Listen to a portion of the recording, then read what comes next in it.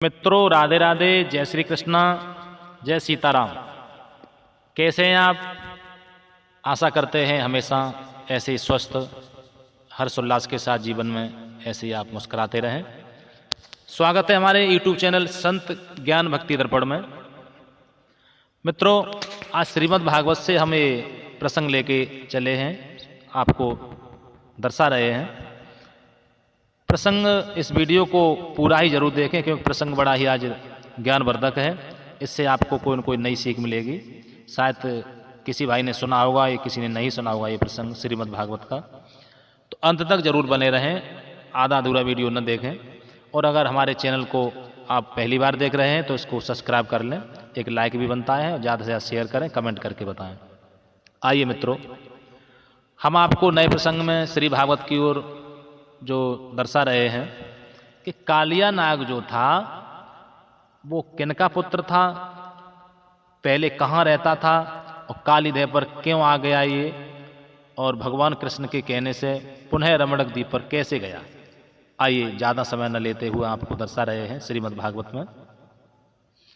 कालिया नाग जो था ये कश्यप ऋषि के घर में दो पत्नियां थीं, कद्रु और बिनता। कद्रु के पुत्र थे नाग, बिनता के पुत्र थे गरुड़। एक दिन मित्रों, कद्रु और बिनता दोनों में एक बात की शर्त लग गई। कद्रु कहने लगी कि सूर्य के घोड़े काले रंग के हैं, बिनता कहने लगी सूर्य के घोड़े सफ़ेद रंग के हैं, श्वेत वर्ण के हैं। साथियों, सूर्य के घोड़े श्वेत वर्ण के वास्तविक थे, लेकिन इनमें शर्त ये लग गई जो हार जाएगी वही उसी की दासी बन के रहेगी। वैसे दोनों का बराबर का हक है। कद्रु ने अपने पुत्र नागों से कह दिया, बेटा नागो, मुझ में और तुम्हारी सौतेली माँ में ऐसे ऐसे शर्त लग गई है, क्या करोगे? कोई न कोई उपाय आपको सोचना पड़ेगा। नाग कहने लगे, माँ चिंता न कीजिए, हम हारने नहीं देंगे, चाहे हमें कुछ उपाय करना पड़े, चिंता न कीजिए। देखा गया, समय निश्चित था देखने का। उससे पहले नाग जो थे वो सूर्य के घोड़ों के चारों ओर जा करके लिपट गए। देखा गया तो सूर्य के घोड़े काले रंग के दिखने लगे।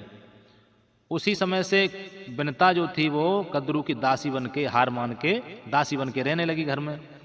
रहते रहते कुछ समय व्यतीत हुआ भक्तों। एक दिन गरुड़ कहने लगे, माँ बराबर का हक है तुम दोनों का, लेकिन आप दासी क्यों बन के रह रही हैं कद्रु की? बिनता ने अपने पुत्र गरुड़ों को सारा हाल बताया, बेटा गरुड़, मुझ में तुम्हारी सौतेली में कद्रु में शर्त लग गई, और हमारे साथ में तुम्हारे सौतेले भाई जो नाग है ना, उन्होंने हमारे साथ छल किया है, कपट किया है। सारा दृष्टांत बताया, सारा हाल समझा दिया अपने पुत्र गरुड़ को।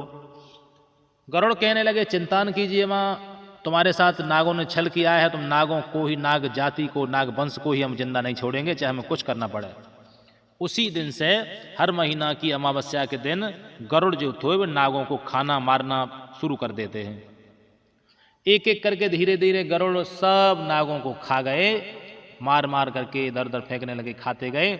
अंत में कालिया नाग का भक्तों नंबर आया। कालिया नाग जो था वो सबसे जोरदार, ये भी बड़ा शक्तिशाली था। कालिया नाग का जब नंबर आया है तो कालिया नाग और गरुड़ में घमासान काफी समय तक युद्ध होता रहा, काफी समय व्यतीत हो गया। अंत में कालिया नाग हार मानने लगा, सोचने लगा अब हम गरुड़ नहीं छोड़ेंगे, अब हमारी जान जरूर खा जाएंगे, जरूर मुझे मार देंगे।